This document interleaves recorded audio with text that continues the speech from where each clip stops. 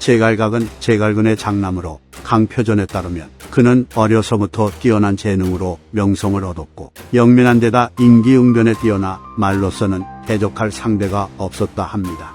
그래서 송건은 이를 기이하게 여기며 제갈근에게 남전에서 옥이 생산된다고 하더니 진실로 거짓이 아니었구나 라고 말했는데, 이는 어진 아버지 슬하에서 훌륭한 아들이 태어난다는 사자성어인 남전생옥의 유래가 됩니다. 그리고 오록의 기록을 보면 제갈각의 생김새가 묘사되어 있는데, 그는 키가 7척 6천에 수염과 눈썹이 적었고 코가 꺾여 있는 데다가 이마가 넓었으며 입이 크고 목소리도 컸다고 합니다.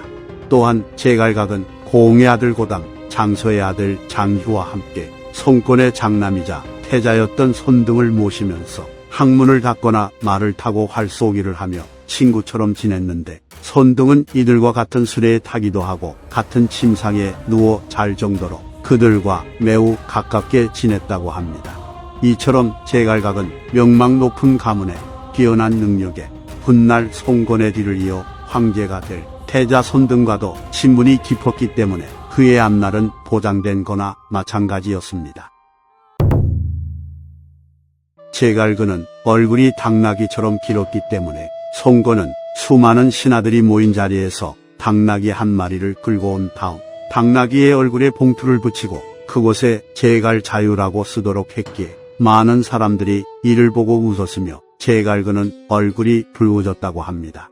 그러자 곁에 있던 제갈각이 앞으로 나서며 송건에게 무릎을 꿇은 뒤 붓으로 2글자를 더하도록 허락해 주십시오 라고 말했고, 이에 송건이 그것을 허락하며 붓을 주자 제갈각은 제갈자유 글자의 밑에 지려라는 2글자를 더합니다.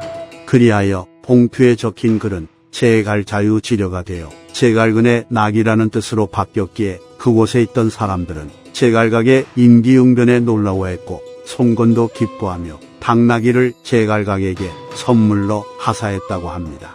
그리고 한 번은 송건이 제갈각에게 그대의 부친과 숙부 중에서 누가 더 현명한가? 라는 짓궂은 질문을 했는데, 제갈각은 망설임 없이 신의 부친께서 더 뛰어납니다 라고 대답합니다. 그래서 송건이 그 이유를 묻자 제갈각은 신의 부친께서는 사람을 적재적소에 기용하시는 법을 알지만 숙부께서는 그 법을 알지 못하기 때문에 신의 부친께서 더 뛰어난 것입니다 라고 대답하였고, 이에 송건은 크게 웃었다고 합니다. 또 한 번은 송건이 연회를 열어 제갈각을 포함한 수많은 신하들이 참석하였는데, 이때 송건은 제갈각을 시켜 여러 대신들에게 술을 권하도록 명합니다. 그래서 제갈각은 여러 대신들의 술을 따르다 장서의 앞에 이르렀으나 장서는 취기가 있어 술을 더 마실 수 없었기 때문에 제갈각에게 이것은 노인을 공양하는 예의가 아니다 라고 말하며 거절했다고 합니다. 그런데 이것을 지켜보던 송건이 장난기가 발동했는지 곧바로 제갈각에게 그대가 장공을 말로써 굽힐 수 있다면 그는 응당 마실 것이다 라고 말했고, 이에 제갈각은 장서의 말을 바로 반박하며 옛날 사상보는 90세 때도 깃발을 잡고 월을 가지고는 아직 늙었다고 말하지 않았습니다. 지금 장공께서는 군사적인 일에 있어서는 후방에 있지만 술 마시고 밥 먹는 일에 있어서는 맨 앞줄에 계시면서 어찌 노인을 공양하지 않는다고 말하십니까? 라고 말했기에 장서는 끝내 답을 하지 못했고 결국엔 술잔 가득 술을 마시게 되었다고 합니다. 나중에 총나라에서 사자가 도착하여 모든 신하들이 모이게 되었는데, 송건은 총나라의 사자에게 여기 제갈각은 말타기를 매우 좋아하니 돌아가서 승상에게 좋은 말을 보내오도록 하라 라고 말합니다. 이에 제갈각은 즉시 무릎을 꿇으며 말을 하사하여 감사하다고 말했기에 송건이 의아해하며 아직 말이 도착하지도 않았는데 무엇을 감사해 하시오? 라고 물으니 제갈각은 총나라는 폐하의 외부에 있는 마국간인데 오늘 은혜로운 조서를 내렸으므로 말은 반드시 도착할 것입니다. 그러니 어찌 감히 감사해 하지 않을 수 있겠습니까? 라고 대답하며 송건에게 아부를 떨었기에 송건은 좋아 죽었다고 합니다. 앞서 일화들에서 보이듯 제갈각의 재능과 민첩한 사고는 모두 이러한 부류의 것들로 그는 상황에 따라 임기응변과 언변을 이용하는 데 있어 천부적인 소질을 가지고 있었습니다. 송건은 제갈각의 재능을 시험해 보기 위해 군량미를 관리하는 절도라는 직책을 하사하여 그를 살펴보았는데 그 직책은 일이 번잡하여 제갈각이 좋아하는 일이 아니었다고 하며 강표전에 따르면 제갈량은 조카인 제갈각이 절도의 직책을 얻었다고 하자 육선에게 편지를 보내 제갈각은 거친 성격을 가지고 있는데 그에게 식량을 관리하게 했다고 들었습니다. 식량은 군사적인 일에 있어 가장 중요한 것인데 나는 먼 곳에 있지만 사사로이 불안함을 느낍니다. 당신이 직접 오주에게 알려 그의 임무를 바꾸도록 하십시오 라고 말했기에 육선은 송건에게 이를 아래어 제갈각의 관직을 병사를 지휘하는 관직으로 바꿔주었다고 합니다. 그리고 제갈각은 자신의 재능을 펼치고 큰 공을 세우기 위해 단양 지역을 주목했는데 단양 지역은 산이 험하고 그곳의 백성들 대다수가 과감하고 강인하였기에 과거 오나라에서 여러 번 병사들을 출병시켰지만 단지 변방현의 평민만을 얻었을 뿐 그 밖에 깊은 산속에 있는 자들은 전부 붙잡을 수 없었기 때문에 지금까지 아무도 평정하지 못했던 지역이었습니다. 그래서 제갈각은 자신이 직접 단양 지역의 관리로 임명되면 3년 만에 병사 4만 명을 얻을 수 있다고 말하며 여러 차례 단양 태수로 임명해달라는 요청을 했다고 합니다. 그런데 당시 중로는 단양은 지세가 험준하며 면적이 수천 리이며 산과 계곡이 무수히 포개져 있고 외지고 깊은 산속에 살고 있는 사람들은 일찍이 성읍으로 들어오지 않았으며 모두들 들녘에서 무기를 쥐고 있으며 최후에는 수풀 속에서 늙어 죽습니다. 게다가 도망자나 범죄자들이 모두 함께 이곳으로 달아나 숨어 있습니다. 그리고 산속에서는 구리와 철이 생산되므로 직접 병기를 주조하며 그곳의 습속은 무예를 좋아하고 싸움을 익히며 기력을 높이 승상합니다. 그들은 싸울 때는 벌이 이르는 것처럼 하고 패배하면 새처럼 사방으로 달아나 버립니다. 그래서 이전 시대부터 현재까지 제어할 수 없었습니다. 였고 모두들 제갈각이 허황된 말을 한다고 생각했습니다. 게다가 제갈근 마저도 제갈각이 성공할 수 없는 일을 벌인다고 생각하며 제갈각은 우리 집안을 크게 일으키지 못하고 장차 우리 종족을 모두 멸하게 할 것이다 라는 악평을 했다고 합니다. 하지만 그럼에도 제갈각은 반드시 승리할 거라고 주장하며 자신의 뛰어난 언변을 이용해 진력을 다해 진술했고 결국 송건은 제갈각의 손을 들어줍니다.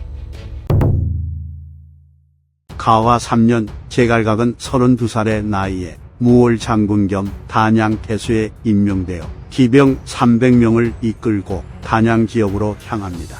그는 임지에 도착한 다음 귀하 군에 소속된 성의 장리들에게 편지를 보내 각자 자신들이 관할하는 지역을 지키고 군대를 정돈하여 세우며 평민들을 복종시키고 교화하여 모두 안정적인 거주 생활을 할 수 있도록 만들라 명합니다.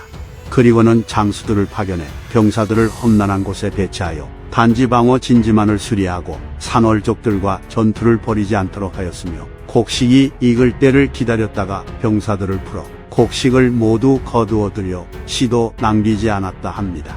그리하여 산월족들은 새로운 곡식을 얻지 못해 굶주리게 되었으나 이에 반해 성읍에 있는 평민들은 안정적인 삶을 되찾았으며 제갈각이 병사들로 하여금 약탈을 방지하도록 하였기에 산월족들은 배고픔을 이기지 못하고 점점 산에서 나와 투항을 했다고 합니다.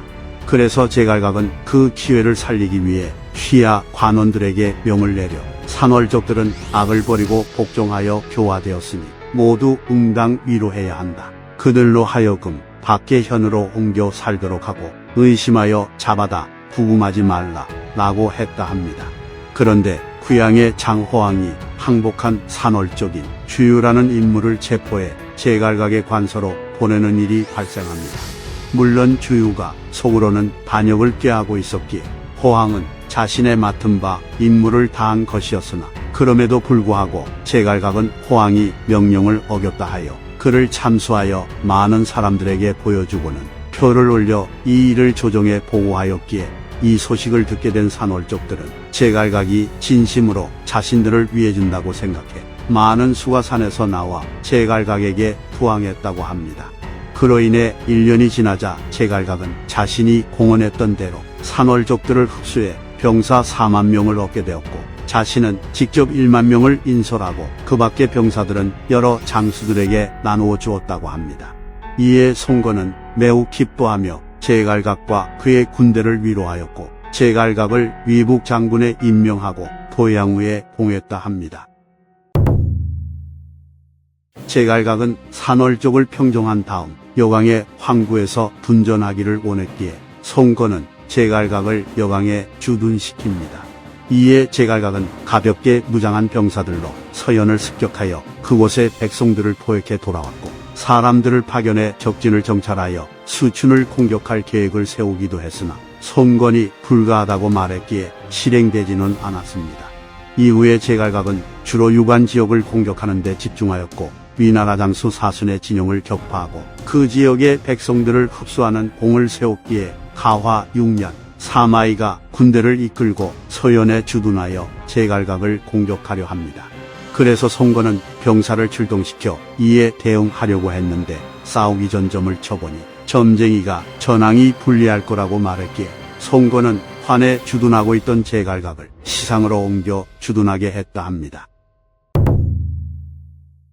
태자인 손등이 죽은 후 삼남인 손아가 태자에 임명되었으나 갑자기 송건이 폭주하며 후계자 구도를 정립하지 않고 사남인 손패에게도 힘을 실어주었기에 원나라는 손아파와 손패파로 나뉘어지게 되었고 이로 인해 이궁의 변이 발생합니다. 그리하여 과거 손등을 보좌하며 제갈각과 친하게 지냈던 고담 장휴는 손아의 편을 들었다가 모두 죽임을 당했으나 제갈각은 그 누구의 편도 들지 않으며 사태를 관망만 했는지 서슬퍼런 시기에 아무런 애도 입지 않았으나 장남인 제갈작이 손패와 친하게 지냈기 때문에 송건에게 찍히게 됩니다. 이에 송건은 제갈작을 제갈각에게 보내 그를 다시 교육시키라 일갈했기에 제갈각은 송건에게 잘 보이기 위하여 자신의 장남인 제갈작에게 진독을 먹여 그를 죽여버림으로써 송건에게 자신의 충성심이 얼마나 대단한지를 보여주려 합니다. 이와 같은 제갈각의 행동에 송건은 제갈각을 신임하게 되었고 나중에 육손이 죽자 다음 해에 제갈각을 대장군으로 승진시켰으며 죽은 육손을 대신해 무창에 주둔시켜 형주자사의 직까지 겸임하게 했다 합니다. 그리고 시간이 지나 송건은 병에 걸리자 제갈각을 불러 대장군의 신분으로 태자태부를 겸임하도록 함과 동시에 자신의 막내 아들이자 태자인 손양을 부탁했다고 하며 나중에 병환이 더 위중해지자 제갈각, 손홍, 손준, 등륜 등을 불러 귀의를 부탁하고 눈을 감았다 합니다. 오서에 따르면 송건은 병상에 있게 되자 귀의를 누구에게 의탁하면 좋을지 논의를 했는데 당시 조정의 신하들은 모두 제갈각을 생각했고 손준 또한 표를 올려 제갈각의 기량이 뛰어나 군주를 보좌하기에 충분하다고 했으나 송건은 제갈각이 자신의 의견을 고집하여 일을 처리하는 것을 걱정했다고 합니다. 하지만 그럼에도 모든 신하들이 제갈각을 추천했기에 결국 송건은 제갈각 등을 부른 뒤 나의 병세는 절망적이다. 아마 그대들과 나는 다시 만나지 못할 것이다. 모든 일을 그대들에게 부탁한다라고 말했고 이에 제갈각이 눈물을 흘리며 신등은 모두 두터운 은혜를 입었으므로 응당 죽음으로써 조서를 만들 것입니다. 원컨대 폐하께서는 심신을 안정되게 하시고 외부의 일은 걱정하지 마십시오 라고 대답하니 송건은 담당 관리들에게 조서를 내려 모든 일을 제갈각에게 결재를 받도록 했다 합니다. 그런데 손홍이라는 인물은 제갈각과 사이가 좋지 않았기에 송건이 죽자 그가 죽은 것을 숨기고 거짓 조서를 만들어 제갈각을 죽이려 하였는데 손준이 이 일을 제갈각에게 알려줬기에 제갈각은 손홍을 죽여버렸다고 합니다. 이로써 경쟁자까지 제거해버린 제갈각은 명실상부 오나라의 최고 권력자의 자리에 오르게 됩니다. 오나라의 정권을 좌지우지하게 된 제갈각은 먼저 관리들의 상태를 보고 듣는 교관 제도를 폐지하여 관리들의 칭송을 받았고 납부하지 못한 세금을 면제시켜주고 관세를 없애는 정책을 펼칩니다. 이처럼 제갈각은 모든 일을 처리함에 있어 혜택을 베푸는 일에만 집중했기에 백성들 중에서 기뻐하지 않는 자가 없었고 제갈각이 나타나면 항상 그의 모습을 보려는 백성들의 행렬이 줄을 이었다고 합니다. 게다가 건흥 원년 제갈각은 동흥 전투에서 위나라 장수 제갈탕과 호준의 7만 병력을 정복, 유찬 등의 장수들을 파견해 격파해버렸는데 이 전투에서 위나라 나간태수 황가와 화고 오나라를 모반해 송건이 제일 죽이고 싶어했던 장수 한종 등 수많은 적장을 죽였고 적병은 수만 명을 죽였으며 노획한 수레와 소, 말과 당나귀가 각각 수천 마리의 물자와 도구도 산처럼 많았다고 합니다. 그리고 이와 같은 눈부신 전공으로 인해 제갈각은 승진하여 양도우에 봉해졌고 형주와 양주목을 더했으며 독중의 제군사의 권한을 받아 오나라의 군권 전체를 통솔하게 되었고 수많은 금과 비단 등의 보상금도 받았다 합니다. 이제 제갈각은 오나라에서 없어서는 안 될 가장 중요한 인물이 되었고 제갈각의 인기는 떨어질 줄 모르고 계속해서 올라갔습니다. 동흥 전투에서 손쉽게 위나라를 격파했기 때문인지 제갈각은 위나라를 경시하는 마음을 가지게 되었고 이에 건흥 2년에 대규모의 군을 일으켜 송건이 그렇게 평정하고 싶어했던 합비를 공격할 계획을 세우게 됩니다. 그러나 여러 대신들은 자주 출병하면 병사들이 피로해진다고 생각해 일제히 제갈각에게 간언을 했지만 그는 듣지 않았고 중산대부 장년이 왕강이 다투어 간언하다가 쓰러지기도 했다 합니다. 이에 제갈각은 자신의 뛰어난 언변을 이용해 대신들을 설득하려 했고 게다가 제갈각이라는 인물 자체가 오나라에서 가장 큰 영향력을 가진 인물이었기에 제갈각이 자신의 의견을 밀어붙이려고 하자 아무도 제갈각의 말에 반박하지 못했다고 합니다. 그래서 제갈각과 친하게 지냈던 단양 태수 서부라는 인물이 나서서 제갈각에게 편지를 보내 합비 원종에 대해 제거해보라고 조언했지만 제갈각은 오히려 서부가 자신의 큰 뜻을 이해하지 못한다고 말했다 합니다. 이 외에도 위장군 등윤과 충나라 장수 장호까지 반대의 뜻을 보였으나 제갈각은 과거에도 모두가 반대한 산월적 평정을 성공적으로 일궈낸 경험이 있었기 때문에 고집을 꺾지 않고 그대로 일을 진행시킵니다. 제갈각은 20만이나 되는 대규모의 병력을 징집하였기에 전쟁 초기부터 백성들의 인심을 잃게 되었다고 합니다. 하지만 제갈각은 거리낌 없이 자신이 세운 계책에 따라 병사들을 진군시켰고 합비신성을 포위해 맹공을 펼쳤으나 몇 달이 지나도 합비신성은 함락되지 않았다고 합니다. 이로 인해 날이 갈수록 병사들은 피로가 쌓였고 날씨가 더워 식수가 부족해 더러운 물을 마셨기 때문에 설사나 각기병에 걸린 자가 태반이었으며 죽거나 부상을 당한 자로 땅이 뒤덮였다고 합니다. 이에 각 진영의 관리들이 날마다 병든 자가 많다고 보고했지만 제갈각은 거짓말이라고 생각하며 이들의 목을 베려고 했기에 이후부터 아무도 사실대로 보고를 하지 못했다고 합니다. 그리고 제갈각은 자신이 원하는 대로 전황이 흘러가지 않고 자신의 계책이 실패했다는 것을 인정할 수밖에 없는 상황이 되자 얼굴에 치욕스러워함과 분노하는 기색이 동시에 나타났다고 합니다. 그때부터 제갈각은 자제력을 잃게 되었고 장군 주의가 옳고 그름을 논하려고 하자 그의 병권을 빼앗았으며 도의 체림이 군의 계책에 대해 진술했지만 제갈각은 무조건 자신이 옳다고 말하며 그의 말을 듣지 않았기에 체림은 위나라로 보류했다고 합니다. 또한 엎친 데 덮친 격으로 위나라의 대규모 지원 병력이 당도했다는 소식까지 들렸기에 제갈각은 할 수 없이 군에 철수 명령을 내렸는데 대다수의 병사들은 부상당하고 병들었기에 철궁길은 지옥과도 같았다 하며 모든 사람들이 탄식할 정도였으나 제갈각만은 태연자약했다고 합니다. 제갈각은 전쟁에서 패했지만 끝까지 포기하지 않고 심양에서 분전을 일으킬 생각을 했다고 합니다. 하지만 조정에서 군을 이끌고 복귀하라는 조소가 끊임없이 날아왔기에 제갈각은 할 수 없이 군을 물렸으나 지질하게도 매우 천천히 병사들을 복귀시켰고 이에 사람들은 제갈각에게 실망을 했을 뿐만이 아니라 원망까지 하게 됩니다. 이렇게 건옥으로 돌아온 제갈각은 중서령 손목을 불러 매우 분노하며 당신은 어떻게 감히 망령되게도 몇 차례나 조서를 작성해 내게 보냈소? 라고 말했기에 손목은 제갈각에게 해를 입을까 두려워하여 병을 핑계로 관직을 그만두었다고 합니다. 그리고 제갈각은 자신이 원정을 떠난 후에 임명된 관리들은 모두 잘라버린 뒤 다시 선발에 자신이 직접 뽑았으며 자신의 위험을 살리기 위해 항상 주변 사람들을 꾸짖었기 때문에 그를 만나러 가는 관리들 중에서 불안해하지 않는 사람이 없었다고 합니다. 또한 제갈각은 가까이 신임하는 자만 기용하기 시작했고 군대를 정비하도록 명령하여 서주와 청주 지역으로 재차 정벌을 나갈 계획을 세우게 되니 이를 지켜보던 손주는 큰 결단을 내립니다.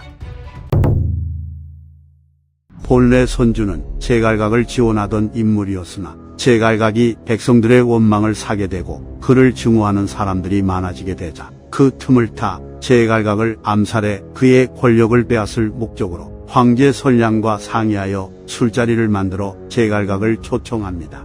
그런데 제갈각은 선량을 만나기 전날 밤에 정신이 어지러워 한숨도 자지 못했다고 하며 날이 밝아 세수를 하려고 하자 물에서 냄새가 났고 시중이 옷을 주자 옷에서도 역한 냄새가 났다고 합니다.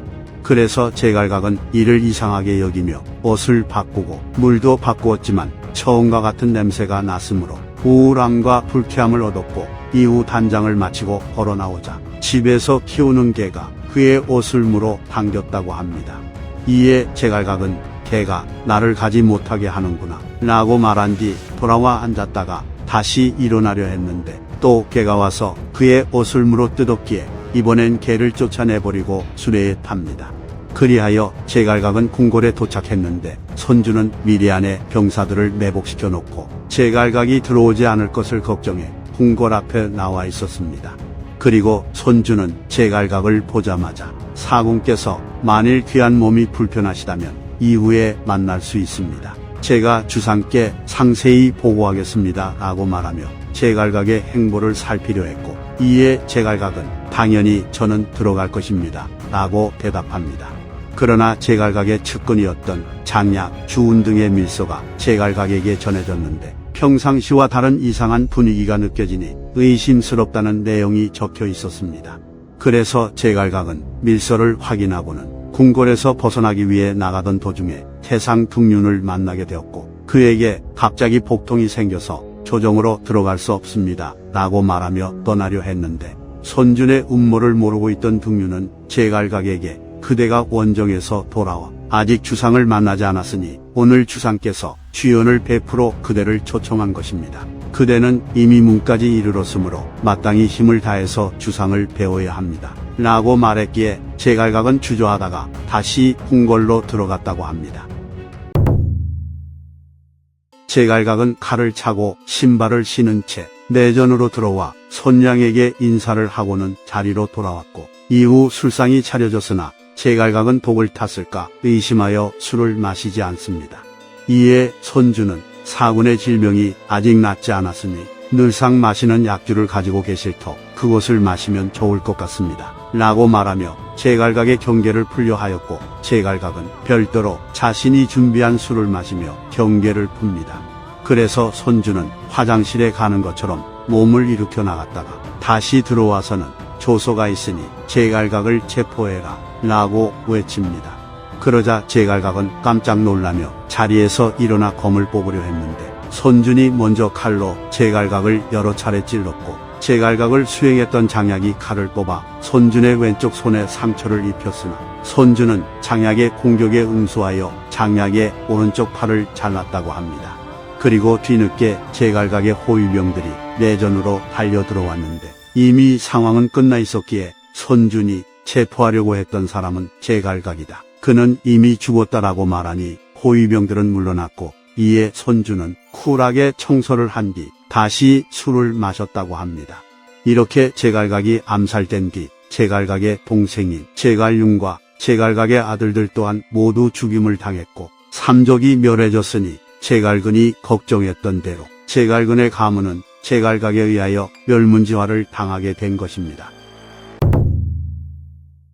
제갈각이 죽은 뒤 그의 시신은 버려졌으나 임의 사람 장균이 표를 올려 제갈각의 시신을 장례 지내게 해달라고 간청할기에 손량과 손주는 그것을 허락해줬고 이에 장균은 석자강에서 제갈각의 시신을 찾아내 장례를 치러줬다고 합니다. 제갈근의 가문은 제갈각에 의하여 후손이 끊기게 되었으나 과거 제갈근의 차남인 제갈교가 제갈량의 양자로 촉에 가 있었고 그의 아들인 제갈반이 촉에 남아 있었기에 나중에 제갈반이 오나라로 돌려보내져 제갈근의 후사를 이었다고 합니다. 제갈각을 직접 죽인 손주는 나중에 제갈각에게 공격당하는 꿈을 꾸고 두려워하다가 병에 들어 죽었다고 합니다. 그리고 제갈각을 죽인 후 정권을 잡은 손준과 그의 뒤를 이은 손침은 막장 행각을 일삼았기에 오나라 3대 황제의 자리에 오른 손유는 손침을 죽인 뒤 손준에게 죽은 제갈각의 명예를 복권시켜 제사를 지내주고 제갈각 등의 일에 연루되어 먼 곳으로 유매된 자들을 다시 복귀시켰다고 합니다. 일찍이 육소는 제갈각에게 나보다 높은 관직에 있는 자를 받들어 함께 승진하고 나보다 낮은 관직에 있는 자는 도와줘야 합니다. 그런데 지금 당신을 보니 기세는 윗사람을 능멸하고 있고 마음은 아랫사람을 멸시하고 있는데 이것은 덕행의 기초를 안정되게 하는 것이 아닙니다. 라고 조언해줬다 합니다. 정사 삼국지의 저자인 진수가 제갈각을 평가하길 제갈각은 재능과 기질, 재간과 모략이 나라 사람들에게 칭찬을 받을 만했지만 교만하고 인색하였다. 그는 자신을 과장되게 하고 다른 사람을 능멸했으니 실패가 없을 수 있겠는가? 라고 평가했다 합니다. 이상 삼국지 인물열전 제갈각편 마치겠습니다. 재미있게 보셨다면 좋아요와 구독, 알림 설정 부탁드립니다. 감사합니다.